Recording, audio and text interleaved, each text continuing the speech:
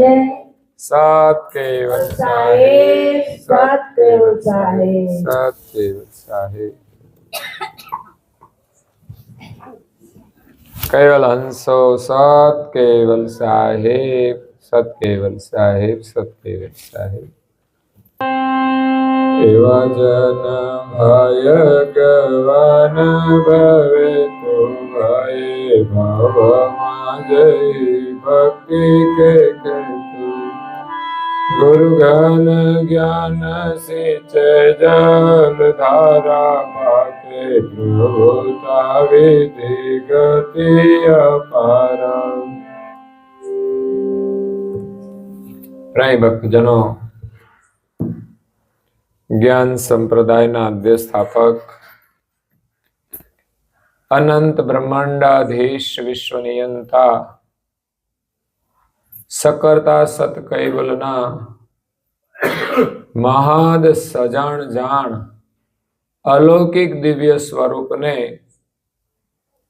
अनेक न्यायों द्वारा प्रत्यक्ष प्रमाण थी स्व अनुभव थी प्रतिपादन करी आपनार अनंत अंशोना तारणहार परम मोक्षना दाता सर्वज्ञ दिव्य परम गुरु श्रीमद करुणासागर महाराज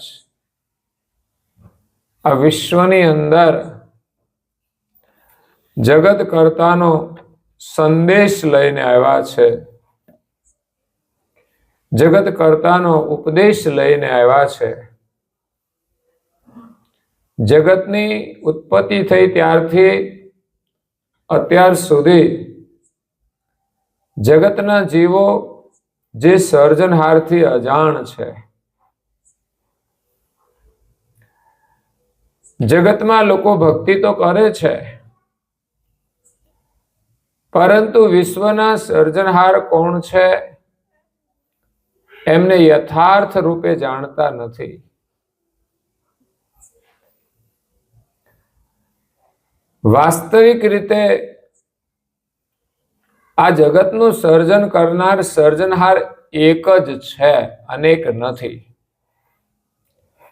જ્યારે અહીંયા માન્યતાઓ અનેક છે, ધર્મ અનેક છે, સંપ્રદાય भिन्न भिन्न છે, પરંતુ જ્યાં સુધી સાચી સમજણ પ્રાપ્ત ન થાય ત્યાં સુધી આ જગતની અંદર આ મતભેદ રહેવાના છે। कारण के जगतनी अंदर जे परंपराओ छे ए प्रकृतिनी परंपराओ छे। सर्जनहार प्रकृति थी पार छे, एटले प्रकृतिनी परंपरामां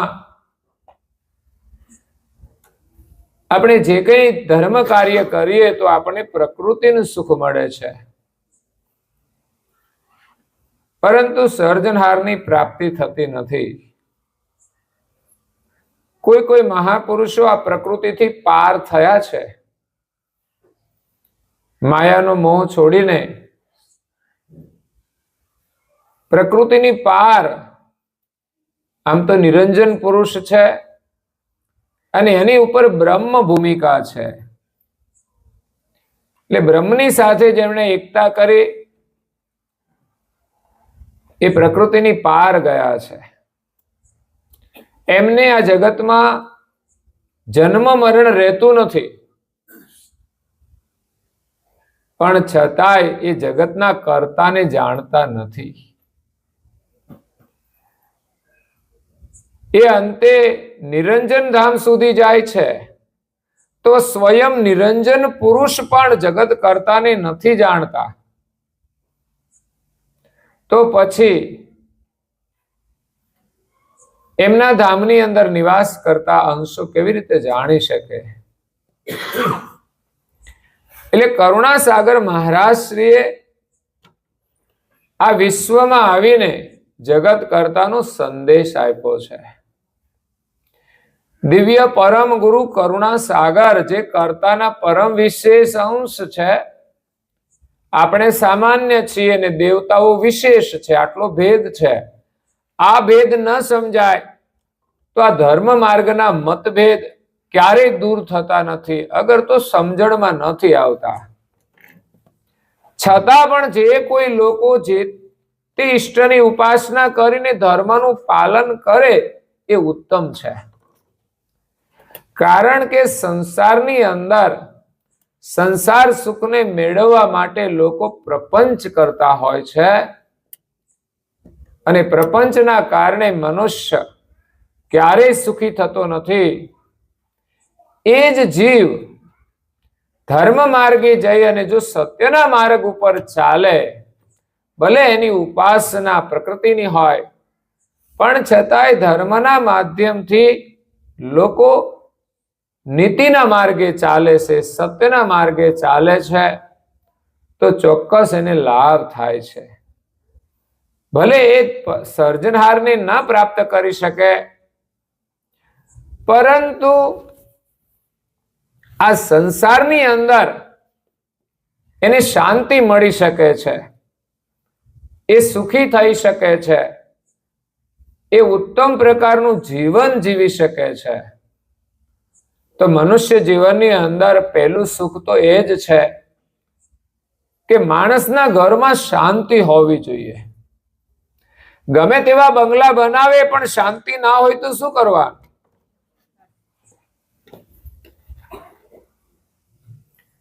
એટલે સુખી થવા માટે શાંતિ જરૂરી છે. શાંતિ ક્યારે મળે? જ્યારે પરિવારની અંદર સ્નેહ હોય. હમણાં ઉતારે સરસ વાત કરી કે અમે બધા અહીંયા દિવાળી ઉપર રજાઓમાં આવીએ ને એટલે બધા સાથે રસોડું બનાવીએ. તો એક બહુ સારું કાર્ય કહેવાય. પ્રેમ અને લાગણી હોય સારું છે. હું કહું રસોડું તમે સાથે કરો ને તો પછી ભગવાનની પ્રાર્થનાનું આયોજન સમૂહમાં કરો. તમે જેટલા લોકો સાથે જમવાના હોય ને એ બધા સાથે બેસીને એક પ્રાર્થનાનું પણ આયોજન કરો. જગ્યા તો ઘણી બધી છે, બધા બેસી શકે એવું. શહેરમાં જાઓ ને તો ઘણી વાર સકડાશ હોય તો બધા બેસી ના શકે, પણ સુખી સંપન્ન પરિવાર છે એમને ત્યાં પણ ઘણી વ્યવસ્થા સારી હોય છે. તો અહીંયા પણ કરીએ અને અહીંથી જ્યાં જ્યાં લોકો જાય ત્યાં અલગ અલગ રહેતા હોય, પણ પરિવારના સભ્યો તો હોય ને, 2-5 જે હોય તે. એમણે રોજ ન બની શકે તો કંઈ નહીં, પણ રજાનો એક દિવસ તમે પસંદ કરો, તમારી અનુકૂળતાનો એક દિવસ પસંદ કરો કે એ દિવસે આપણે બધા સાથે પ્રાર્થના કરીશું અને પછી ભોજન પણ કરીશું. તો ઉત્તમ સંસ્કારોનું નિર્માણ થશે. તો મનુષ્ય જીવનનો ધ્યેય એ માત્ર સંપત્તિ નથી, માત્ર વ્યવસ્થા નથી, પણ શાંતિ છે.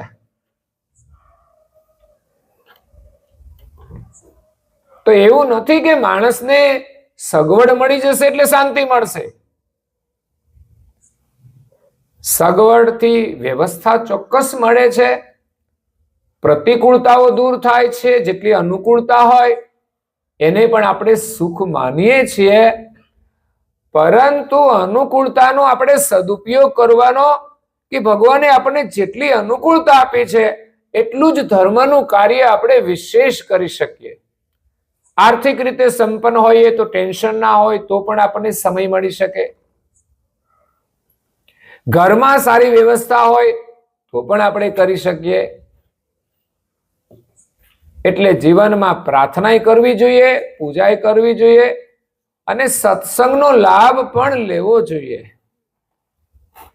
આજે તો અહીંયા સદગત આત્માના નિમિત્તે આપણને આ સત્સંગનો લાભ મળી રહ્યો છે, પરંતુ પછી પણ આપણને જ્યારે અનુકૂળતા હોય ત્યારે આપણને સત્સંગનો લાભ મળી શકે છે. પહેલા આવું નહોતું. જ્યારે આવું આયોજન થાય ત્યારે જ લાભ મળતો હતો.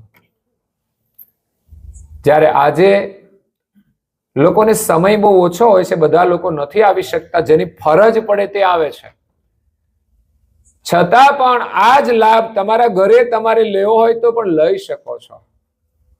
મીડિયાના માધ્યમથી આપણને જેટલી સમયની અનુકૂળતા હોય 15 મિનિટ હોય તો 15 મિનિટ આપણે લાભ લઈએ ને તોય ઉત્તમ છે. કારણ કે 15 મિનિટ માટે આપણા આત્મકલ્યાણના ઉત્તમ વિચારો આપણને મળે એ કોઈ સામાન્ય કાર્ય નથી. આપણા બાળકોને શિક્ષણ આપવું છે તો એને શાળામાં મોકલવા પડે છે, કોલેજમાં મોકલવા પડે છે, યુનિવર્સિટીમાં મોકલવા પડે છે, ત્યારે એને સારું શિક્ષણ મળે છે.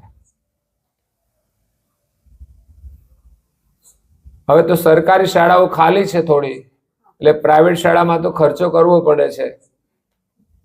તો આ શિક્ષણનું મહત્વ છે. એવી જ રીતે સત્સંગનું પણ મહત્વ છે કે આપણને સારા વિચાર મળે. પેલામાં ખર્ચો કરવો પડે છે ત્યારે મળે છે, અને આજે આ મીડિયાના માધ્યમથી તમને જે સારું લાગે તે મળી શકે છે. નહીં તો આમે લોકો નવરા પડે એટલે મોબાઈલનો ઉપયોગ તો કરે જ છે. પછી જેની જેવી રુચિ, કોઈ મનોરંજનમાં સમય પાસ કરે છે, કોઈ સત્સંગ સાંભળે, કોઈ ભજન સાંભળે, કોઈ કંઈ કરતા હશે. હવે એને શું કરવું એ તો એમને વિચારવાનું છે. પણ થોડા સમય માટે ભલે આપણે બધામાં રસ હોય, થોડું થોડું કરીએ, પણ થોડા સમય માટે પણ આપણને સત્સંગના જો સારા વિચાર મળી જાય ને તો ખરેખર આપણા જીવનની દિશા આપશે. એ વિચારો આપણને બહુ જ ઉપયોગી થશે. અને એમાંય દુઃખના સમયે તો ખાસ. જે મનોરંજનમાં આપણે સમય કાઢ્યો હોય ને, પછી જયારે દુઃખ આવે ને ત્યારે મનોરંજન લઈને બેસજો, જો તમારું દુઃખ દૂર થાય તો. પછી તમને એમાં રસ નહીં પડે. પણ કદાચ તમે કોઈ સત્સંગ શ્રવણ કરશો તો તમારા મનને શાંતિ મળશે. તમે થોડું ધ્યાન કરશો તો તમારી સમસ્યાનું તમને સમાધાન પણ મળશે. એટલે આ ઉત્તમ સંસ્કાર છે, એનું નિર્માણ આપણે કરવાનું છે. અઠવાડિયામાં એકવાર સાથે પ્રાર્થના કરીએ, અઠવાડિયામાં એકવાર સાથે ગ્રંથોનું અધ્યયન કરીએ, સત્સંગ કરીએ. પછી દરેક લોકો સ્વતંત્ર રીતે બધું કરે. બાળકો બાળકોની રીતે રમે, મોટા મોટાની રીતે રમે. પરંતુ થોડો સમય આપણે બધા સાથે મળીને કંઈક પ્રવૃત્તિ કરવી જોઈએ. તો કરુણા સાગર મહારાજ સર્જનહારનો દિવ્ય સંદેશ લઈને આવ્યા છે. એમના કૃપા પાત્ર દ્વિતીય કુબેરાચાર્ય પૂજ્ય શ્રી નારણદાસજી મહારાજ શ્રી પરમ ગુરુના પછી જે ગાદી ઉપર બિરાજમાન થયા, જે પરમ ગુરુના સાનિધ્યમાં રહેતા હતા, એમણે પરમ ગુરુની ગતિનો સંપૂર્ણ અનુભવ કર્યો હતો. પરમ ગુરુ પાસે જે ગતિ છે, જીવ માત્રને મોક્ષ આપવાની, સર્જનહારની ઓળખાણ કરાવવાની, એ ગતિ કરુણાસાગર મહારાજ શ્રી નારણદાસજી મહારાજ શ્રીને આપી હતી. અને એ એટલા અધિકારી હતા. આપણે અધિકારી બનીએ ને તો આપણને પણ મળે, પણ એટલો પ્રેમ પરમ ગુરુ સાથે જો હોય, પણ કળિયુગમાં બહુ મુશ્કેલ કામ છે. આ માયાનું સુખ છોડીને પરમ ગુરુમાં પ્રીતિ જોડવી ઘણું કઠિન કામ છે. લોકો ફેશનના ગુલામ બનશે, પણ પરમ ગુરુના સેવક બનવું ને અઘરું છે કામ. ફેશન જેવી હશે એનું અનુકરણ કરશે. વ્યસનમાં લોકો વ્યસ્ત રહેશે, પરંતુ આપણે વ્યસન રાખવું જોઈએ ઉપાસનાનું, ભજન કીર્તનનું, સ્મરણનું, સત્સંગનું. આ પ્રવૃત્તિમાં આપણે નેમી બનવાનું છે. જેમ વ્યસન એક એવી વસ્તુ છે કે જે માણસ સેવન કરે છે ને એને કોઈને કેવું ના પડે તું આ કરજે. એની કેવી પ્રીતિ બંધાઈ ગઈ છે, વિચાર કરો. એમાં એને કેટલો રસ પડે છે. માણસ બરબાદ થઈ જાય તો પણ એને છોડવા તૈયાર નથી. આટલો એને રસ છે, તો પરમ ગુરુની આજ્ઞા પાળવામાં, નિયમ પાળવામાં આપણને રસ હોવો જોઈએ. કોઈ પણ પરિસ્થિતિમાં પણ આપણે નિયમ ના છોડીએ. ભલે ને લગ્ન પ્રસંગ હોય કે મરણ પ્રસંગમાં તો આપણી ધાર્મિક ક્રિયાઓ કરીએ છીએ, એટલે આજે જેમ સમૂહમાં લાભ મળ્યો એવી જ રીતે જ્યારે આપણે ભેગા થઈએ અને સમયની અનુકૂળતા હોય તો અવશ્ય આયોજન કરવું જ જોઈએ. એનું પરિણામ આપણને મળશે. એટલે સાથે મળીને આપણે પ્રાર્થના કરીએ, ઉપાસના કરીએ તો પારિવારિક જે પ્રેમ છે ને સાચો પ્રેમ કહેવાય. માત્ર હરવા ફરવાનો પ્રેમ હોય તો એ સાચો પ્રેમ નથી, એ પછી મોહ બની જાય છે. જો ખરેખર આપણે પરિવારને સુખી કરવા માંગતા હોઈએ તો શિક્ષણને જેટલું મહત્વ આપીએ છીએ એટલું સંસ્કારને પણ મહત્વ આપવું જોઈએ. આપણી ચાહના હોય છે કે આપણો પરિવાર સંસ્કારી બને, પણ એ પ્રવૃત્તિ કરવા માટે પણ તૈયાર રહેવું પડશે. એટલે આપણે પરમ ગુરુના થવાનું છે. નારણદાસજી મહારાજશ્રીએ પરમ ગુરુની એટલી કૃપા મેળવી કે એમના સ્વરૂપની સાથે એમના સ્મરણની અંદર અખંડ રહેતા હતા. એક ક્ષણ માટે પણ એ પરમ ગુરુને ભૂલતા નહોતા. તો પહેલા નંબરમાં તો આપણને એની દીક્ષા મળવી એ દુર્લભ છે. અંતરની ઈચ્છા થવી. કારણ કે લગ્ન કોઈ પરાયણે કરતું કરે છે, કોઈ પરાયણે, અને પરાયણે કર્યા હોય તો ચાલે નહીં. એમાં ગુરુ દીક્ષા છે ને એ પણ આપણી સ્વ ઈચ્છાથી હોવી જોઈએ. આપણને ઉમંગ હોવો જોઈએ. લગ્નનો ઉમંગ કેવો? ધામધૂમ, ખર્ચો થાય તો પણ કરી નાખીએ. તો આપણે માનીએ છીએ સામાજિક રિવાજો છે, એક ઉત્તમ પ્રકારનું જોડાણ છે. તો ઉમંગ અને ઉત્સાહથી જોડાય તો સારું, કે એને લાંબી યાત્રા કરવાની છે.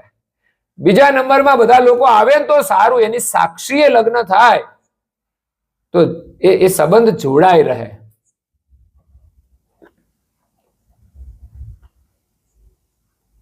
એટલે એક પ્રકારના સંસ્કાર છે, પણ એની પણ એક મર્યાદાઓ તો રાખવી જોઈએ.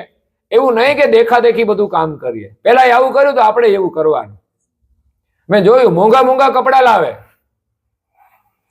પણ બેસવા ના દે નીચે. અગર તો હાલતા હોય ને તો પગમાં ભરાતા જાય. મેં કે આ તો જોખમ વાળા કપડા કહેવાય. બહુ મોંઘા ને પાસે જોખમ વાળા. હું તો કહું જેટલા સારા કપડા લ્યો ને એટલી સેફટી હોવી જોઈએ, સિક્યુરિટી હોવી જોઈએ, એમ સલામતી હોવી જોઈએ. ઘણા લોકો બહુ મોંઘી ગાડી લે, કે આટલી બધી મોંઘી, તો આમાં સેફટી છે. તો પછી મોંઘા કપડા પહેરીએ તો એમાં સેફટી તો હોવી જોઈએ ને. ચાલવાની સેફટીની સાથે સાથે આપણા વિચારોની પણ સેફટી હોય છે. હા, કારણ કે આપણો પહેરવેશ છે ને આપણી સંસ્કૃતિ સાથે જોડાયેલો છે. એ માત્ર કપડા નથી, પણ એની સાથે આપણા જીવનની સુરક્ષા જોડાયેલી છે, મર્યાદાઓ જોડાયેલી છે. જો મર્યાદા ના હોય ને તો એ વસ્ત્ર ગમે તેટલા મોંઘા હોય એનું કોઈ મૂલ્ય નથી. અને ઘણી વાર એટલા મોંઘા પહેર્યા હોય ને પછી વારંવાર તો એ પહેરાતા જ નથી. એ પછી ક્યારેક ભગવાન જાણે ક્યારે લોકો પહેરે, એટલા મોંઘા. લગ્નની અંદર બધું સારું કરીએ સારું છે, ખર્ચો કરીએ ઘણું સારું છે, બધું સારું સારું લાવીએ, પણ દાંપત્ય જીવન જે છે ને જોડાય ને એને સારી રીતે નિભાવવાનું ને એ મહત્વપૂર્ણ હોય છે. નહીં તો આ બધું માથે પડે. એટલે વર્તમાન સમયની અંદર ખર્ચની મર્યાદાઓ માટે સમૂહ લગ્નનું આયોજન છે એ પણ ઘણું સારું છે. સમાજના લોકો ઉદાર દિલથી દાન પણ આપે છે, એને ઉમંગ હોય છે. હું હમણાં જ ગયો જેઠોલી, જે બધા સમાજની અંદર દર વર્ષે સમૂહ લગ્ન થાય છે, તો 2-3 વર્ષના દાતાઓ પણ પેન્ડિંગ હોય છે રસોઈના, અને બધી વસ્તુઓ પણ આપે છે. તો આમાં જોડાવું આપણને લાભ પણ થાય, અને એક મર્યાદિત રીતે આ લગ્નનું આયોજન થાય, અનેક લોકોનું સેવાનું યોગદાન જેમાં હોય, એવા સંસ્કાર સાથે આ લગ્ન થઈ રહ્યા છે. પ્રાઇવેટ તો હું સ્વાર્થના લગ્ન હોય છે, પોતાની ઈચ્છા પ્રમાણે જરૂરિયાત હોય એ પ્રમાણે કરે તો ઠીક છે, પણ પછી તો જેટલી તાકાત હોય એ પ્રમાણે પછી લોકો બધું કરતા હોય છે. એમાં પરિસ્થિતિ પ્રમાણે કરીએ તોય વાંધો નથી, પણ પછી બીજાને દેખાવ માટે કરીએ એનો કોઈ અર્થ નથી. એના કરતા એ શક્તિ કોઈ સારા કાર્યની અંદર વપરાય તો સારું છે. તો અહીંયા આપણે પરમ ગુરુના બનવાનું છે. બહુ સરળ છે, પણ નથી થઈ શકતા.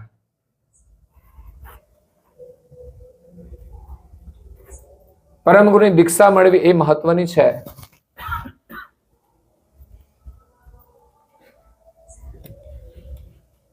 કારણ કે દીક્ષા એ ગમે તેને મળી જતી નથી. ખાલી કંઠી બંધાવી દે એટલેથી કામ થતું નથી,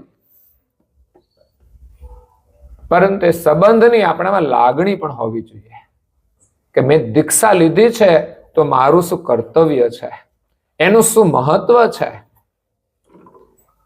ગુરુ પરંપરા અનુસાર એ કંઠી બાંધવામાં આવે તો એ કંઠીમાં પણ આપણી શ્રદ્ધા હોય તો એ આપણી રક્ષા કરે છે. આજે તમે જુઓ તો શ્રદ્ધાના લઈને તો લોકો કેટલી પ્રકારના દોરા, તાવીજ આ બધું કરે છે. એની પાછળ પણ કોઈ વિજ્ઞાન છે, કોઈ તાંત્રિક વિજ્ઞાન છે. લોકો માનતા હોય છે તો કરતા પણ હોય છે. હા, એમાં આત્મકલ્યાણ નથી.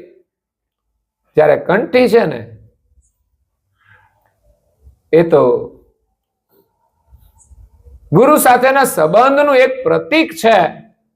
એમાં આપણી આસ્થા હોય ને રાખીએ તો એ આસ્થાનું મહત્વ છે. કલ્યાણ તો ખાલી કંઠી રાખવાથી નથી થતું. એકની જગ્યાએ 5 રાખીએ જો થતું હોય તો, પણ ના, એક પ્રતીક રૂપે છે. લગ્ન થયેલી સ્ત્રી એમના ગળામાં જે મંગલસૂત્ર રાખે, એના ગળામાં કઈ શણગાર હોય, પછી એના હાથમાં પણ શણગાર હોય, પછી એના માથા ઉપર પણ ચિહ્ન હોય, પછી નાકમાં પણ કઈ હોય. પણ હવે તો ફેશન આવે ને તો બધું નીકળી જાય. હવે ગમતું નથી લોકોને. નાક વિંધાવું જ નથી ગમતું, નાક કપાવવું ગમે લોકોને. એવું જીવન જીવે ને તો બિલકુલ નાક કપાઈ જાય, પણ ઓલું નાક વિંધવાનું છે ને એ નવી ફેશન વાળા નથી ગમતું, એને પહેરવાનું નથી ગમતું. પણ એ શોભા કેટલી અદ્ભુત છે. એ શણગાર બધા ધારણ કરેલા હોય એનું કેટલું મહત્વ છે. પણ આ ફેશનમાં લોકો વધારે જોડાય છે. પણ આપણી જે સંસ્કૃતિ છે એને અનુસરવાનું આપણામાં ગૌરવ હોવું જોઈએ. એટલે એમાં એક સંસ્કાર મહત્વના છે કે આપણે હિન્દુ સંસ્કૃતિ અનુસાર હિન્દુ ધર્મને માનવા વાળા કોઈ પણ પરંપરા હોય એમના કપાળમાં તિલક હોવું જોઈએ. તો ગુરુ દીક્ષા આપણે લીધી હોય એના પ્રતીક રૂપે આ તિલક કરવામાં આવે છે. જેમના લગ્ન થઈ ગયા છે એમને કોઈ કહે છે કે કાલથી તમારે સેતો પૂરવાનો છે. કોઈ દિવસ ના પૂર્યો હોય એટલે લગ્ન થયા પછી થોડી ટેવ ના હોય તો ભૂલાઈ ના જાય. આપણે તિલક કરવાનું કહે ને, આનું ભૂલાઈ ગયું, આમ થઈ ગયું. પણ આ લગ્ન થયા પછી સેતો પૂરવાનું કોઈ ભૂલતા નથી. બહુ જરૂરી છે. એ આપણી સંસ્કૃતિ છે, કરવું જ જોઈએ. કોઈ પણ સેલિબ્રિટી હોય ને મોટી તો પણ આ સંસ્કારને અનુસરે છે. જ્યારે વિદેશોમાં કદાચ આ કલ્ચર નથી, પણ આપણા દેશની જે આ સંસ્કૃતિ છે એનું બહુ મહત્વ છે. તો પતિ સાથેના પ્રેમનું એક પ્રતીક છે. તો હું એ સેતો પૂરે તો જ પ્રેમ કહેવાય? પ્રેમ તો એની સાથે હોય જ છે, પણ એ ચિહ્ન ધારણ કરવામાં એક ગૌરવ હોય છે. અને ચિહ્ન ધારણ કર્યા પછી ક્યારેક ગડબડ થઈ જાય ને ત્યારે એનું મન ઓછું થઈ જાય એના પ્રત્યે. તો કદાચ એમ થાય કે આજે નથી કરવું, એવું મન થઈ જાય. અને કોર્ટમાં કેસ ચાલતો હોય તો શું સેતો પૂરીને જાય? એ કે આની સાથે રહેવાનું નથી. એક બેન તો છે ને અહીંથી છે અડધા માથા સુધી છે સિંદૂર પૂરતા શેથો. એક દિવસ છે ને એનાથી અડધું કર્યું, એટલે બીજા રોજ જોતા હોય ને એમણે કહ્યું કે બેન તમે તો રોજ આટલું જ સિંદૂર પૂરો છો, આજે કેમ અડધું? તમારા ભાઈને મજા નથી.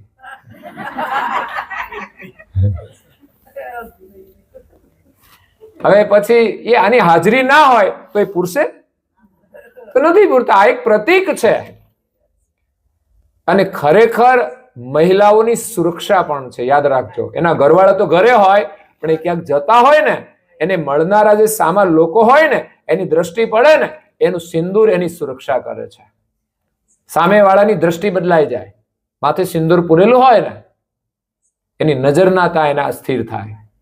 એક પ્રતીકનું મહત્વ છે. એટલે ગૌરવ પણ છે. એમ ધર્મનું ગૌરવ પણ હોવું જોઈએ. આજે આપણે શરમાઈએ છીએ, ગમે તેવા વાળ કાપવાના હોય તો ના શરમાઈ લ્યો, વન સાઈડ કરે ને કઈ કઈ સાઈડ આવે છે બધી, ફાટેલા કપડા પહેરે ને. આમાં જરાય સંકોચ નહીં, શરમ નહીં, કઈ જ નહીં. પરંતુ તિલક કરવા વાળા કેટલા આપણા વડીલો છે. ઘણા વડીલોમાં નથી સંસ્કાર હોતા. હા, એ મોટા થઈ ગયા છતાં પણ એટલી સમજણ નથી કેળવી શક્યા કે નહીં આપણે આ કરવું જ જોઈએ. એ કરવાથી આપણને સ્મરણ થશે પરમ ગુરુની આજ્ઞાનું, અને ભાલ તિલકનું મહત્વ છે એ જાણીશું તો એ ગતિ પણ આપણને પ્રાપ્ત થશે. એટલે નારણદાસજી મહારાજ શ્રી પરમ ગુરુની ગતિના અધિકારી બન્યા.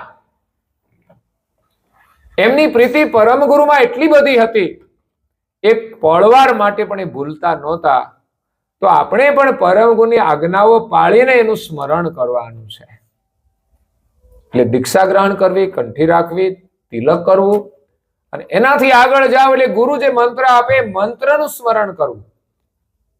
જે તાકાત છે મંત્રમાં છે, બીજું બધું સાધન છે, એના ચિહ્નો છે, કંઠી, તિલક, પરંતુ મંત્ર છે ને એ મહત્વનું છે. યંત્ર જેમ એ કામ કરે છે, આપણને ગતિ આપે છે. મંત્રથી આપણને શાંતિ મળે છે. મંત્રની અંદર અદ્ભુત સામર્થ્ય છે. જેમ કોઈ બોમ્બ બનાવે ને તો એની અંદર એવા મટીરિયલ્સ ભર્યા હોય ને કે ધમાકો થાય ને તો મોટા મોટા બિલ્ડિંગને ઉલાડી નાખે. એમ મંત્રની અંદર અદ્ભુત સામર્થ્ય હોય છે. અક્ષરો બહુ થોડા હોય છે, પણ મહાપુરુષોએ આ બ્રહ્માંડની અનુભૂતિ કરીને, એમની પાસે જે અનુભવ હોય છે એનો સાર ગ્રહણ કરીને આ મંત્રનું નિર્માણ કર્યું છે. આખર તો 52 અક્ષરમાંથી જ અક્ષરો છે, પણ એનું ગઠન કોણ કરી શકે? કોઈ સામાન્ય માણસનું કામ નથી કે મંત્રનું નિર્માણ કરી શકે. સામાન્ય માણસ તો મંત્રનો જપે નથી કરી શકતો, એમાં નિર્માણની વાત તો ક્યારે રહી? એટલે આપણે તો જપ કરવા જ પ્રયાસ કરવાનો. મંત્ર આવડવો જોઈએ. ઘણા ઉંમરવાળા હોય, ઘણા વર્ષો થઈ ગયા હોય, કંઠી બંધાવી તો કે હા મંત્ર તો કે એ આવડતો નથી. તો પછી આપણે કર્યું શું? કંઠી બાંધીને માત્ર મંત્ર પણ ન શીખ્યા, જપવાની વાત તો બાજુએ રહી, તો પછી મંત્રનો લાભ મળશે ક્યારે? શું આપણને મફતમાં મળ્યો છે એટલે એનું મૂલ્ય નથી કરતા? અને હકીકત એવું જ હોય છે, જે વસ્તુ મફતમાં મળે ને એનું લોકો મૂલ્ય નથી કરતા. અને તમે જુઓ ને તો મહાપુરુષે ગુરુની શોધ કરવા માટે એમણે વિચરણ કર્યું છે, તપસ્યાઓ કરી છે, ત્યારે એને ગુરુ મળ્યા છે. અને આવા મહાન ગુરુ મળવા તો બહુ દુર્લભ છે.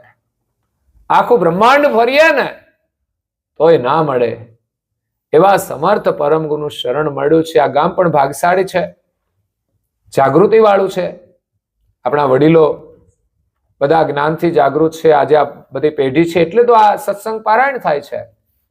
નહીં તો આપણે ખાટલા ને ગોદડા ને બધું કાઢીએ અને મોકલાવીએ ગયા હોય એની પાછળ, કારણ કે એને પાથરવા જોઈએ ને. ખબર જ છે અહીંથી કોઈ વસ્તુ જતી જ નથી, સોયની અણી નથી જતી, તો ખાટલા ને ગોદડા ને આ બધું ક્યાં જવાનું? અંધશ્રદ્ધા થી વિશેષ કઈ નથી. એ વળી ચા પીતા હોય તો ચા ને મોરસ મૂકે, તો બીડી પીવે તો બીડી મૂકવી પડે. અને હવેના લોકો તો થોડું થોડું ટેસ્ટ કરે છે, શરબત, તો એને તો એ મૂકવું પડે. હવે તો મોબાઈલ રાખે, એકાદો મોબાઈલ મૂકવો પડે. ટીવી જોતા હોય તો ટીવી મૂકવું પડે, એકાદું ફ્રીજે રાખવું તો પડે ને, ઠંડુ પાણી પીતા હોય તો. હવે કઈ આમ મેળ પડે એવું છે કઈ? એના કરતા જ્ઞાનનો જે સીધો માર્ગ છે કે જે સત્સંગ દ્વારા જીવ માત્રનું કલ્યાણ થાય, એનાથી જ સદગત આત્માને શાંતિ મળે છે. એટલે સદગત આત્માને જે શ્રદ્ધાંજલિ આપવાની છે એ પરિવાર માટે પણ ઉપયોગી થવી જોઈએ, આશીર્વાદરૂપ બનવું જોઈએ, પરિવારને એનો લાભ થવો જોઈએ. તો આ એવું મહાન કાર્ય છે કે મારા પરિવારનું કલ્યાણ થાય, એનાથી જ એના વડીલ ખુશ થાય છે. અને હંમેશા તમે જુઓ છો આ બધા બેઠા છે, એ બધા બાળકો માટે જ મહેનત કરે છે, પરિવાર માટે જ મહેનત કરે છે કે મારા પરિવારને લાભ થાય તો આપણને ખુશી મળે. બાળકોની અંદર ધાર્મિક ક્રિયા કરવાની પ્રેરણા થાય તો આપણને ખુશી થાય.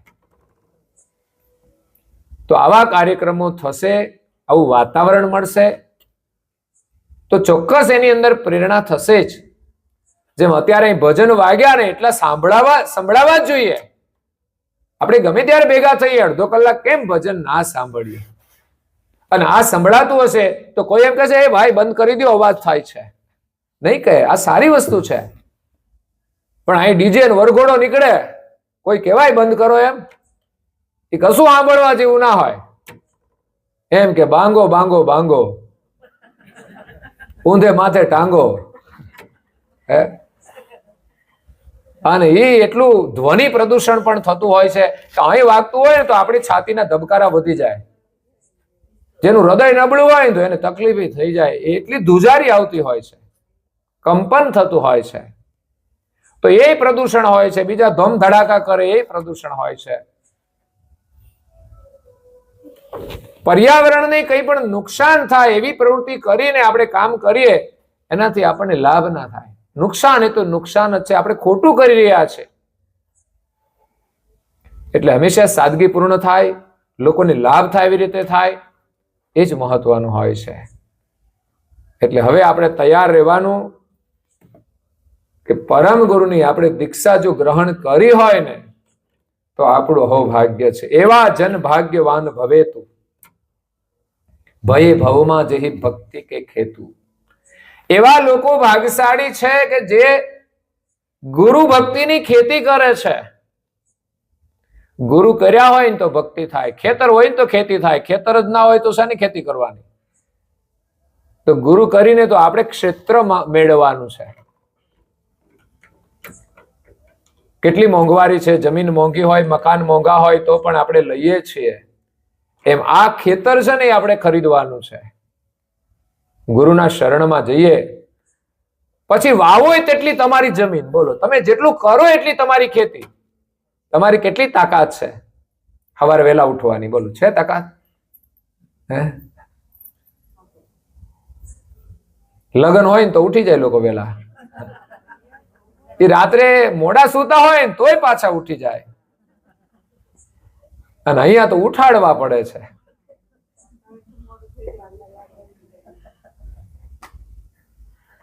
હું એમ કહું છું, ઘરમાં બહેનો પેલા જાગી જાય છે, ભાઈઓ પછી જાગે છે. કેમ આવું? કેમ? ભાઈઓ બીમાર છે? બહેનો જાગે ત્યારે ભાઈઓ કેમ ના જાગી શકે? એવું છે કે બહેનોનું જ કામ છે? હું કહું તમારે કઈ કામ ના હોય તો ભગવાનનું ભજન તો કરો. એ સેવા પૂજા એ જ કરતા હોય. અને બહેનો પૂજા કરે ને ભાઈઓ ખુશ થઈ. અમારા ઘરમાં બહેનોએ પૂજા કરી દીધી છે.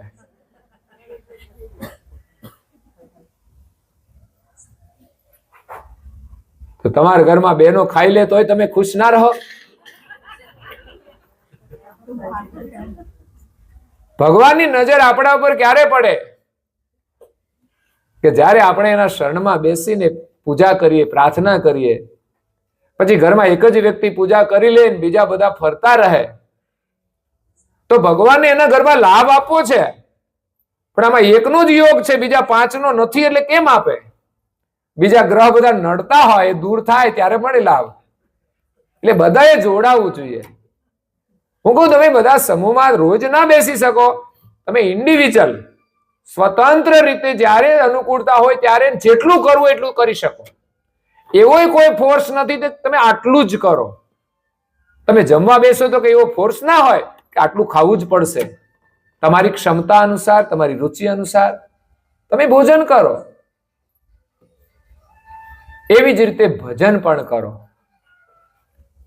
મંદિર બનાવ્યું છે એટલે ભગવાનની પૂજા થઈ જાય એટલા માટે નહીં, આપણે બધાએ પૂજા કરવી જોઈએ એટલા માટે છે. ઘરમાં ગાડી આવે ને, કોઈ એક વ્યક્તિ માટે નથી આવતી, જેને પણ જરૂર હોય બધાના માટે હોય છે. દરેક વસ્તુનો ઉપયોગ બધા જ કરે છે. ટીવી પણ બધા ઉપયોગ કરે છે, તો મંદિરનો ઉપયોગ બધા કેમ નહીં? ઘણા લોકો છે બેસતા નહીં હોય મંદિર આગળ, એને ખબર નહીં આપણા મંદિરની શું સ્થિતિ છે. બેસવું જોઈએ.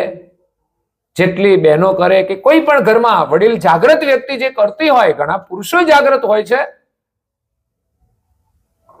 પણ મોડા ઉઠે ને એટલે ટાઈમ ઓછો મળતો હોય, એટલે કદાચ બહેનો સંભાળી લેતા હોય. બહેનોને પાછું ઘરે રહેવાનું હોય તો સમય રહે, પણ અત્યારે તો બહેનોય ભાઈઓની સાથે મદદ કરે છે, છતાંય ઘરનું કામ સંભાળી લે છે. તો એ જેમ મહેનત કરે છે એવી ભાવના આપણામાં પણ હોવી જોઈએ. સમય મળે એનો સદુપયોગ જ કરવાનો, અને ઉત્તમમાં ઉત્તમ ઉપયોગ થાય એવો પ્રયાસ કરવાનો. ઉત્તમમાં ઉત્તમ કાર્ય કરીને આપણે સદુપયોગ કરવાનો છે.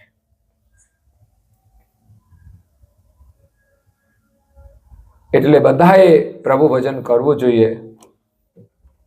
અહીંયા પૂજ્ય શ્રી નારાયણદાસજી મહારાજ શ્રી ગુરુ મહિમાનું વર્ણન કર્યું છે.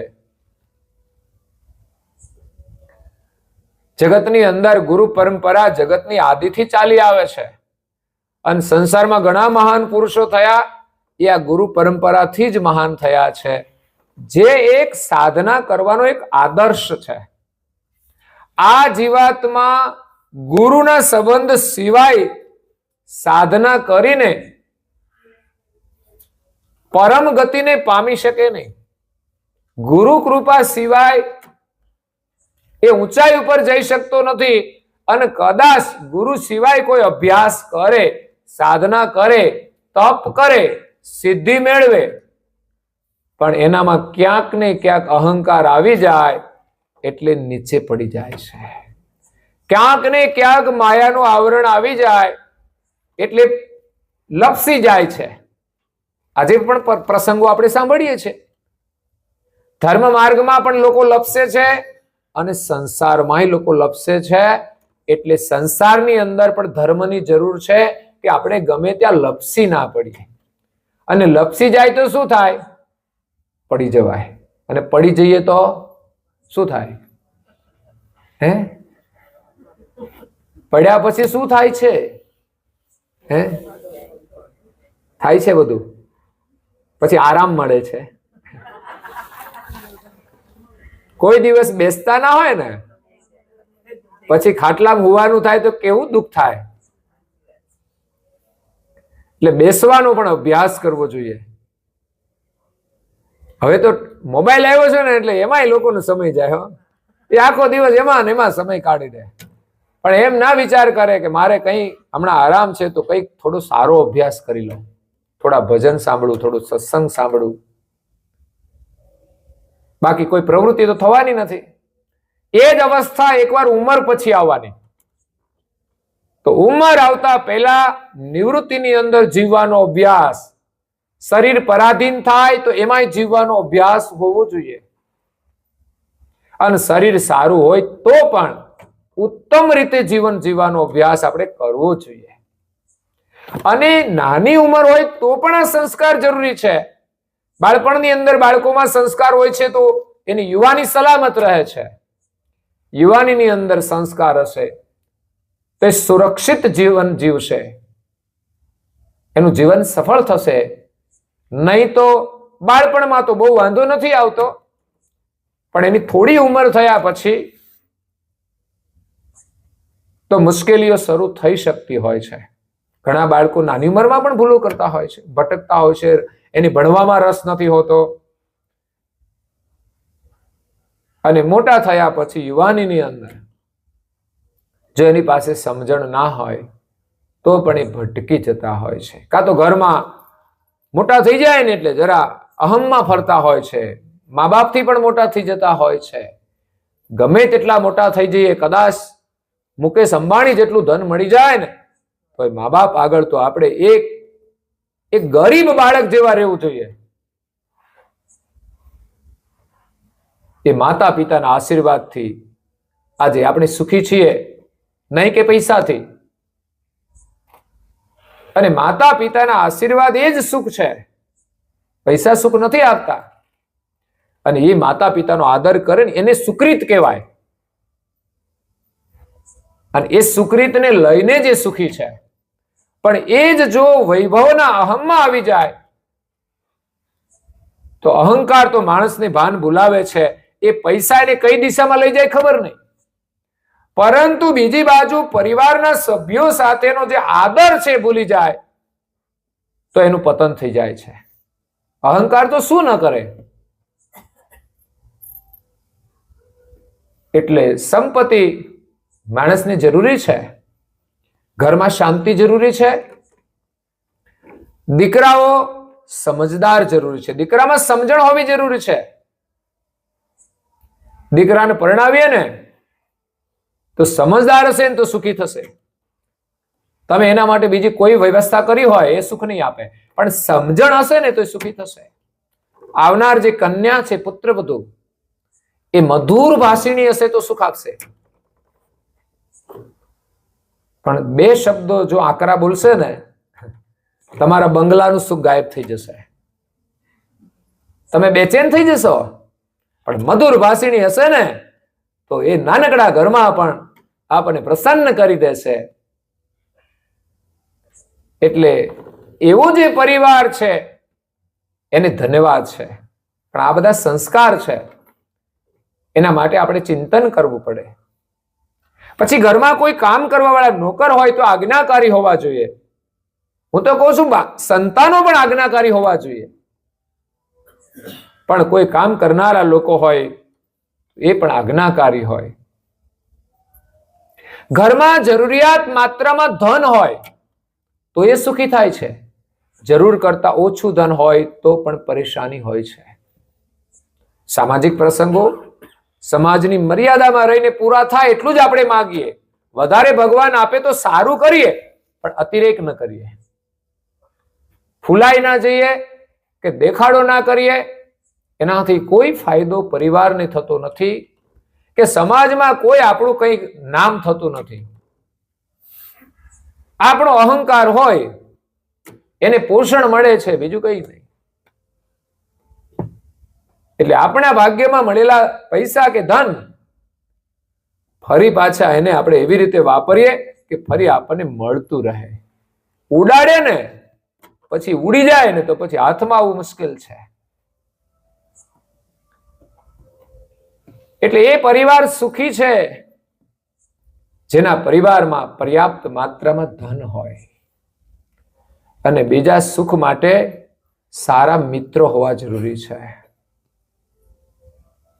ઘણીવાર બધું સારું હોય પણ આપણા છોકરાઓ કે છોકરીઓના મિત્રો સારા ના હોય ને તો પણ એ ખોટા માર્ગે જતા રહે છે, દુખી થઈ જાય છે. અને આજે તો મિત્રની અંદર પણ એવો રોગ આવ્યો છે ને, અંગ્રેજી કલ્ચર આવ્યું છે મિત્રોમાં. પેલા તો કેવું હતું ખબર છે? જૂના સમયમાં મિત્રો એટલે ભાઈઓ એમ કે આ મારા મિત્ર છે, અને બહેનો હોય તો શું કહે ખબર છે? આ મારી બેનપણી છે, આ એના મિત્રો હતા. પણ આ ફ્રેન્ડ આવ્યો ને, ફ્રેન્ડ, અંગ્રેજી કલ્ચર, પછી એમાં બધી ગડબડ થઈ ગઈ છે. એટલે ઇંગ્લિશ શબ્દ આવે, ગર્લફ્રેન્ડ અને બોયફ્રેન્ડ આપણે જુદું પાડવું પડે. બાકી ફ્રેન્ડ એટલે ફ્રેન્ડ, એની સજાતી ફ્રેન્ડ છે. આ સંબંધ હોઈ શકે કોઈની સાથે કે ભાઈ આ સગા ન સગા છે, પણ ફ્રેન્ડ એટલે આખો અલગ જ સંબંધ છે. અને એ જ્યારે આ મિક્સર થાય ને ત્યારે મુસીબત ઊભી કરે છે. મિક્સર,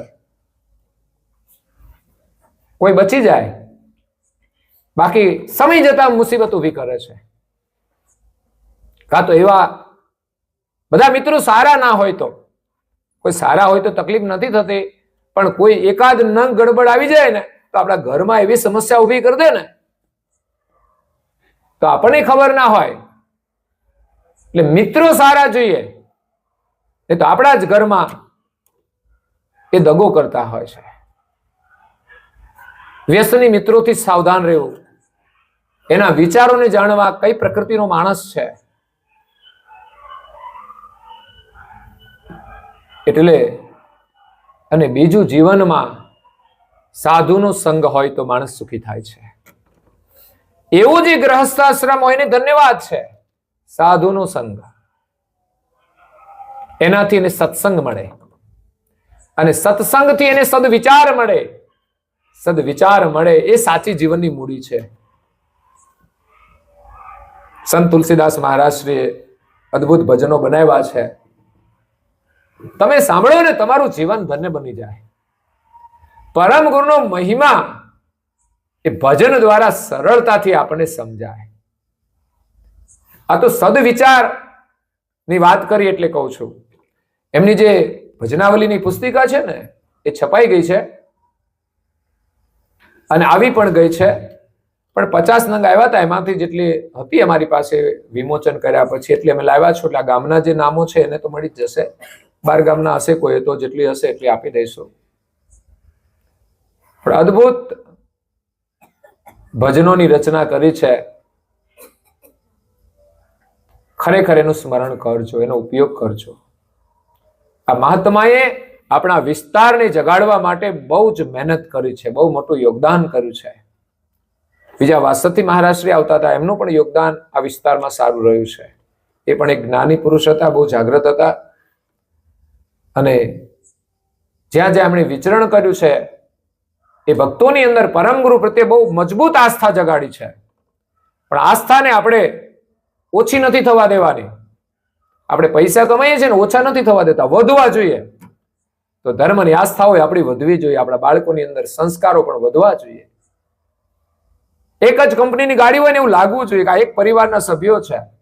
જૂના સમયમાં છે ને પરિવારો રહેતા ને, 2-4 છોકરાઓ હોય ને, પછી એમના દીકરાઓ હોય ને બધા, તમે જો તો બધાને એક જ સરખા કપડા હોય, એક જ તાકો લઈ આવે ને, બધામાંથી બનાવી દે, એ ખબર પડી જાય આ પરિવારના બધા સભ્યો છે. એક શાળામાં ભણતા હોય ને છોકરા તમે જુઓ તો બધાનો યુનિફોર્મ એક જ સરખો. આ એક ઓળખ છે આપણી. એમ આપણા બધાના કપાળમાં તિલક હોય તો ખબર પડે ને આ જ્ઞાન સંપ્રદાયના પરિવારજનો છે. એટલે આ પરિવાર બહુ મોટો છે. આપણા આ કઈ સીમિત પરિવારની વાત નથી. જેટલા પણ સંપ્રદાયમાં જોડાયા હોય એના પરિવારની એક આગવી ઓળખ હોવી જોઈએ કે એના કપાળમાં અવશ્ય તિલક હોય. તમારા ઘરમાં ગાડીઓ તો છે ને, બાઇકે છે અને 4 વ્હીલર હોય છે, એ નંબર પ્લેટ છે કે નહીં? હે, કોઈ ગાડી એવી છે નંબર પ્લેટ વગરની? મેં તો જોયું છે ઘણાની તો પેલી ખેંચવા વાળી ગાડીઓ હોય ને એમાંય નંબર હોય છે. એવી એને બધા નંબર જરૂરી લાગે છે. બોલો, એ ક્યાંક પડી હોય ખબર નહીં. આ એક વિજ્ઞાન છે. તો એક ગાડીમાં નંબરની જરૂર છે, એમ આપણા કપાળ ઉપર તિલકની અવશ્ય જરૂર છે. નંબર પ્લેટ ના હોય તો ગાડીની કોઈ સલામતી નથી. એમ આપણા કપાળમાં તિલક નથી તો આપણા જીવનની પણ કોઈ સલામતી નથી. અને કદાચ આ જીવનમાં તમે ભણેલા હોય, સારું કમાતા હોય, વ્યવસ્થા કરી લેતા હશો, પણ આ જીવન પૂરું થયું ને પછી ક્યાં જવાના એની કોઈ સલામતી નથી. અને આ જ વસ્તુ આપણને પરમ ગુરુના સમીપ લઈ જાય છે, ફરી માનવ જન્મમાં લઈ જાય છે. તિલકના સંસ્કાર કોને કરવાના છે? માણસને. પ્રાણીને કોઈ તિલક કરવાનું છે? તો ના કરીએ તો ક્યાં જઈએ પછી?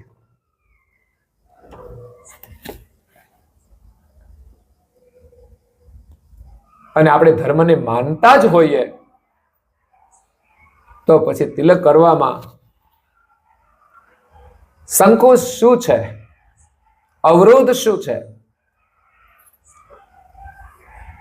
તો ગૌરવપૂર્વક આપણે ધારણ કરવું છે. ફેશન વાળા તમે જો ફેશન બદલાય તો ગૌરવપૂર્વક બધું અનુકરણ કરે છે. એમ આપણે ધર્મનું પાલન પણ ગૌરવપૂર્વક કરીએ. તો અહીંયા નારદાજી મહારાજ શ્રી ગુરુ મહિમાનું વર્ણન કર્યું છે એટલે સમજવાનો આ પાઠ પણ આપણા ઘરમાં થવો જોઈએ. શરૂઆતમાં ન આવડે તો હું કહું છું આજે સાધનોનો ઉપયોગ કરો. તમારા ઘરમાં મોબાઈલ છે, ઓડિયો સ્પીકર પણ હોય તો એના માધ્યમથી પણ તમે ઘરમાં ઉપાસના વગાડીને બધા સાંભળી શકો છો. એનાથી પણ સ્મરણ થશે, એનો પણ પ્રભાવ પડશે. એટલો નહીં પણ આપણે જાતે કરીએ તેટલો, પણ એનો પ્રભાવ થાય તો આપણા મન સાથે એ મેચિંગ થઈ જાય. પછી એનું સ્મરણ કરવાનું હોય તો આપણા માટે અજાણ્યું ના રહે, કારણ કે રોજ જે પાઠ થાય છે એ આપણે સાંભળીએ છીએ. પછી કરવાનું થાય તો આપણા માટે અઘરું ના પડે. બાકી અત્યારે કશું આવડતું ના હોય ને કરવાનું થાય તો અઘરું પડે છે. તિલક કરવાનું કહું ને તો કે મને આવડતું નથી, લ્યો બધું શીખી ગયા પણ આ ના શીખ્યા. એ ક્યારે આવડશે? એની જાતે થઈ જશે. શરૂઆત તો કરવી પડશે ને. હું કહું તમે બાઇક ચલાવો છો, સ્કૂટી ચલાવો, તો એ તો ચલાવું છું. મેં આવડી ગઈ, એની જાતે આવડી ગઈ.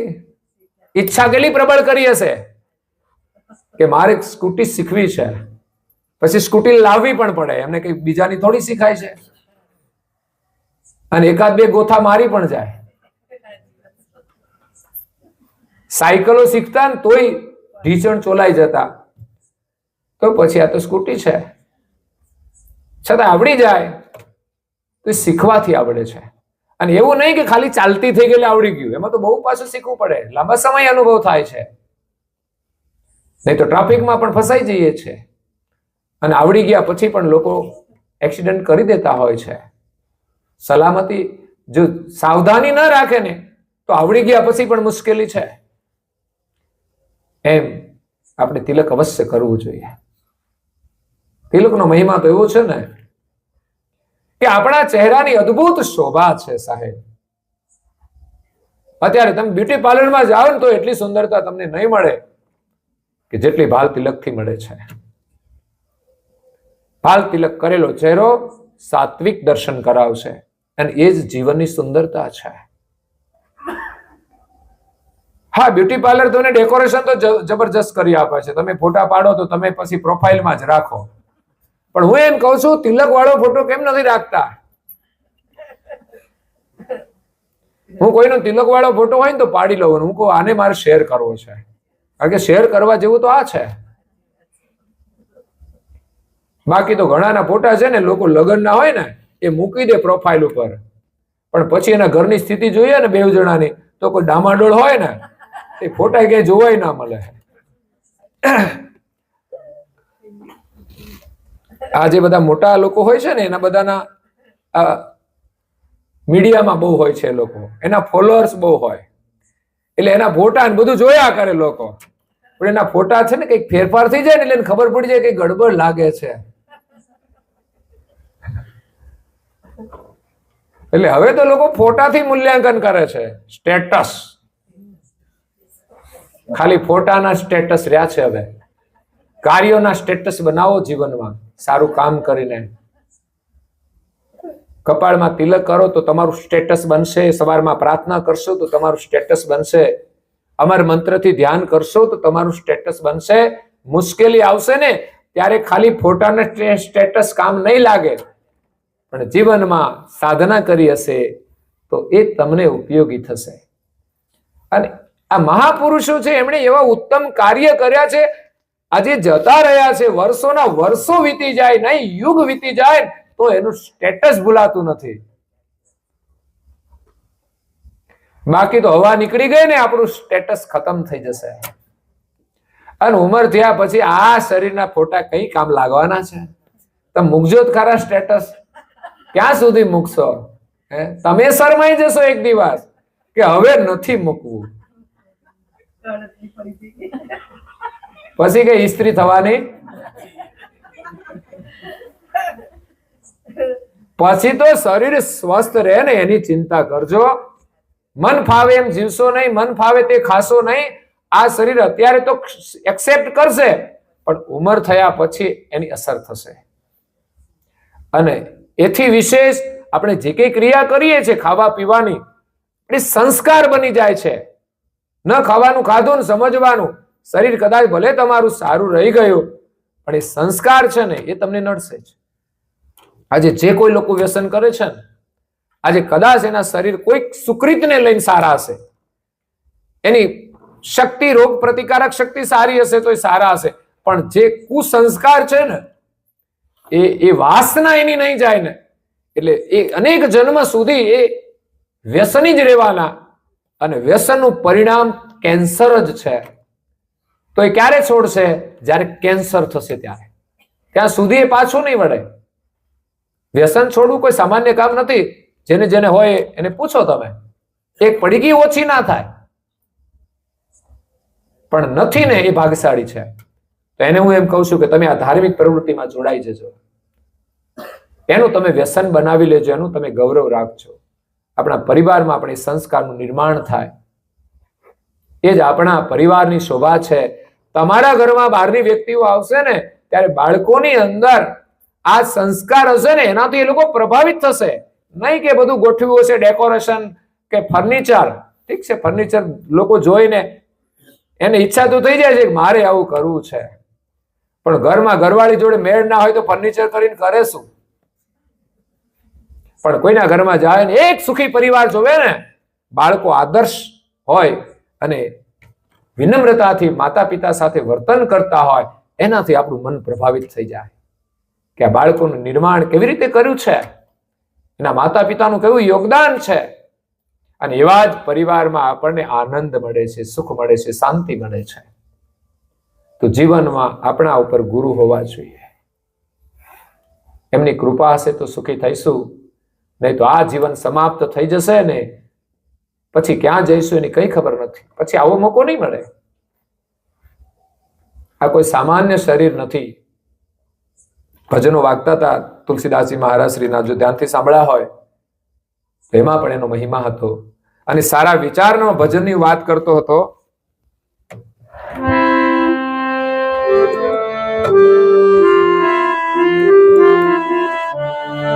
એ જીવને જડેલા સદે વિચારો, છેવટ સુધીનો છે સતવારો. એ તુલસી સંત તણારણકાર, એક દિન ખીલે ઉઠે છે. સુધર્મના પડેલા જે સંસ્કાર, એક દિન ખીલે ઉઠે છે. જીવને જડેલા સદ વિચારો, છેવટ સુધીનો છે સથવારો. જેટલા પણ સારા વિચારો તમારા જીવનમાં આવી ગયા, સમજવાનું તમે ધનવાન થઈ ગયા. જેની પાસે સારા વિચાર છે એનાથી કોઈ મહાન નથી, એનાથી કોઈ મોટો નથી, એનાથી કોઈ ધનવાન નથી. સાચું ધન એ સારા વિચાર છે, એ મૂડી છે આપણી. અને સારા વિચાર હોય ને પછી આપણને બધું મળે છે. પૈસા હોય તો બધું આપણે ખરીદીએ છીએ, એમ સારા વિચારો હોય તો સારા કર્મ થાય છે, સારું બોલી શકાય છે, સારું જોઈ શકાય છે, સારું સાંભળી શકાય છે. એના મૂળની અંદર સારા વિચારો પડ્યા છે. જીવને જડેલા સદ વિચારો, અને મળે છે એની સત્સંગ દ્વારા. કરુણાસાગર મહારાજ શ્રીએ આ બ્રહ્માંડની અંદર જે ગુપ્ત ખજાનો છે એ લઈને અહીંયા પ્રગટ થઈને આપણને આપ્યો છે. એને મેળવવાનો થોડો પ્રયાસ કરીશું ને તો જીવન સફળ થઈ જશે, જીવનની દિશા પકડાઈ જશે, પછી આપણી ગતિને વેગ મળશે. એટલે નિયમથી સત્સંગ સાંભળતા રહેજો અને પરમ ગુરુની ભક્તિ કરી એમના આશીર્વાદ લેતા રહેજો. તમે બધા પરિવાર સાથે સુખી રહેશો. ગુરુ મહિમા અપરંપાર છે. આપણે આવતીકાલે વિશેષ શ્રવણ કરીશું, એનું ચિંતન કરીશું. એક એક શબ્દોની અંદર ઊંડા રહસ્યો છે, ઊંડો અનુભવ છે, પરંતુ એનો સત્સંગ શ્રવણ કરી સમજણ મેળવી અને એનો પાઠ કરવા પ્રયાસ કરીએ. થોડું થોડું પાઠ કરીશું ને તો એનો મહિમા સમજાશે. નિયમ લઈને પ્રારંભની અંદર હું પહેલા ગુરુ મહિમાનો પાઠ કરતો ને આના ત્રીજા ભાગનો પાઠ કરતો હતો. એકવાર કૈવલ જ્ઞાનોદયની અંદર ત્રીજા ભાગની ચોપાઈઓ આવેલી. એટલે એ ચોપાઈઓ એક મને પુસ્તિકાની ખબર નહોતી ઉપાસનાની, પણ એ કેવલ જ્ઞાનોદય આવતું હતું એમાંથી મેં જોયું એ ગુરુ મહિમાનું પાઠ, એટલી જ ચોપાઈઓ હું પાઠ કરવા માંડ્યો. ગમે ત્યાં ફરતો હોય તોય મારી પાસે હોય ને હું પાઠ કરી લેતો. તો પહેલા મને એટલું આવડી ગયું. પછી સમય જતા ખબર પડી કે આખી ઉપાસના છે. ધીમે ધીમે આખી ઉપાસના થઈ ગઈ. શરૂઆતમાં હું તિલક કરતો ત્યારે માત્ર કંકુથી તિલક કરતો હતો. સૌરાષ્ટ્રની અંદર ત્યાં બધા સત્સંગી હતા, ખાલી કંકુનું તિલક કરતા. અને આજે પણ ઘણા લોકો કંકુનું ખાલી કરે, ખાલી ઊભું તિલક કરી દે, આળસ હોય કે કંઈ પણ હોય, પણ અધૂરું એ અધૂરું છે. એક ભાઈએ મને ટકોર કરી, આપણા અનુયાયી સેવક આંબવેલના હતા, મારી સાથે શિબિરમાં આવતા. તો ત્યારથી મેં શરૂ કર્યું, પછી આજ દિન સુધી એ જ રીતે ચાલ્યું આવે છે. તો એનાથી આપણી યાત્રા સહી દિશામાં જાય છે અને સહી દિશામાં રહે છે. એનું આપણે ગૌરવ હોવું જોઈએ. ઘણાને તો કર્યું હોય ને અડધા કલાક પછી કઈ ખબર ના પડે કે તિલક કર્યું છે કે નહીં. તેને સાચવવું પણ જોઈએ બને ત્યાં સુધી. બહુ લોકોને ગરમી થતી હોય, મજૂરી કરતા હોય, જતું રહે, કઈ વાંધો નહીં, એક વાર થવું જોઈએ બસ. ભલે કલાક માટે રહે, પણ એક વાર સવારે પરમ ગુરુનું પૂજન થાય, એ ચંદન વધે, એની ચરણની પ્રસાદી આપણા તિલક ઉપર ધારણ કરીએ તો ખરેખર આપણા મસ્તિષ્કની અંદર એના પવિત્ર વિચારો આવશે. અહીંયા પ્રકૃતિનું સ્થાન છે, શાંત થશે. એ તો બહુ સંચળ છે પ્રકૃતિ, એનાથી આપણું મન સંચળ છે. આપણો છોકરો સંચળ હોય ને તો આપણે કહીએ આ ક્યાંય બેસતો જ નથી. તો પછી આપણી પ્રકૃતિ પણ એટલી સંચળ છે કે માનસિક રીતે તો આપણે ક્યાંય શાંતિથી બેસતા. પણ સદગુરુનું જો તિલક થઈ જશે, થોડી પ્રાર્થના કરીશું, પૂજા કરીશું, ધ્યાન કરીશું, તો અવશ્ય મનને શાંતિ મળી જશે. મનોરંજનના કોઈ સાધનોની જરૂર નથી, એટલી શાંતિ મળશે. તો અહીંયા નારદાજી મહારાજ શ્રી ગુરુ મહિમાનું વર્ણન કર્યું છે. એવા જન ભાગ્યવાન ભવેતુ, આ જગતમાં એવા લોકો ભાગ્યશાળી થઈ ગયા. ભયે ભવમાં જહી ભક્તિ કે ખેતુ, આ ભવની અંદર આવ્યા, મનુષ્ય અવતાર મળ્યો, અને જેમણે ભક્તિની ખેતી કરી એ બધા જ ભાગ્યશાળી છે. હવે આપણે શું કરવાનું? ધન મળ્યું છે એ ભાગ્યશાળી નથી, પણ ધનને સદમાર્ગમાં વાપરીને ભાગ્યશાળી છે. જીવન મળ્યું છે, ભક્તિ માર્ગની અંદર જેટલો આપણો સમય જશે એટલું જ આપણા ભાગ્યનું નિર્માણ થશે. આવતીકાલે કરુણાસાગર મહારાજની જે કરુણા છે એનો પ્રસાદ આપણે સૌ પ્રાપ્ત કરીશું. આજે સમય થાય છે તો અહીંયા કથાને વિરામ આપીએ છીએ. સદગત આત્મા રસિકભાઈની પાવન સ્મૃતિમાં આજના સત્સંગનો પ્રસાદ મળ્યો છે, અમૂલ્ય પ્રસાદ મળ્યો છે, જેનું કોઈ પૈસાથી તો મૂલ્ય જ ન થઈ શકે. તો એના બદલામાં આપણે સૌ પરમ ગુરુના ચરણમાં પ્રાર્થના કરીએ છીએ, સદગત આત્માની પરમ શાંતિ મળે, આપના ચરણમાં ખંડ નિવાસ મળે, પુનઃ માનવનું શરીર મળે અને પરમ ગુરુનું શરણ મળે. એમના પાછળ જો આવું દિવ્ય કાર્ય થાય તો ધીમે ધીમે પ્રગતિ થાય છે. આ જીવનમાં આપણે થોડું ઓછું કર્યું હોય, પણ પાછળનું આ સુકૃત છે એ પુનઃ માનવ જન્મમાં જલ્દી લઈ જાય છે અને ત્યાં પરમ ગુરુના સમીપમાં આવી જાય છે. ત્યાં પછી તો આપણે વધારે ભક્તિ કરીએ તો એનાથી પછી આગળ આપણી યાત્રા ચાલતી જ રહે છે. એટલે કોઈ પણ જન્મ હોય, બસ પરમ ગુરુનું શરણ છોડવાનું નહીં. એટલી પ્રીતિ રાખીએ, ગમે ત્યાં વિચરણ કરીએ, પણ પરમ ગુરુ આપણે પહેલા હોવા જોઈએ, એનું સ્મરણ કરીને કાર્ય શરૂ કરીએ. તો એમના આશીર્વાદથી આપણું કાર્ય સફળ થશે અને આપણું જીવન પણ સફળ થઈ જશે. અસ્તુ. સત કેવલ સાહેબ. આદ્ય સક્રત સ્વરાજ કરુણેશ કૈવલ કરતા કી. પછી આગળ કૃષ્ણ સ્વામી જય. પૂજ્ય શ્રી નારાયણ કરુણા સાગર મહારાજ કી જય. નારાયણદાસજી મહારાજ કી જય. સબ કુવેરાચાર્ય महाराज की जय। श्री सब संतन की, जय। श्री सब देवन की जय। श्री ज्ञान जय। श्री गुरु गादी सरसापुरी की जय। श्री कैवल धाम की जय। कथा सत्संग पूर्णावती का सत केवल साहे। 3 વાર પગે લાગવાનું છે, માથું નમાવીને, ખોડામાં ખુલ્લા હાથ રાખીને. સત કેવલ સાહે.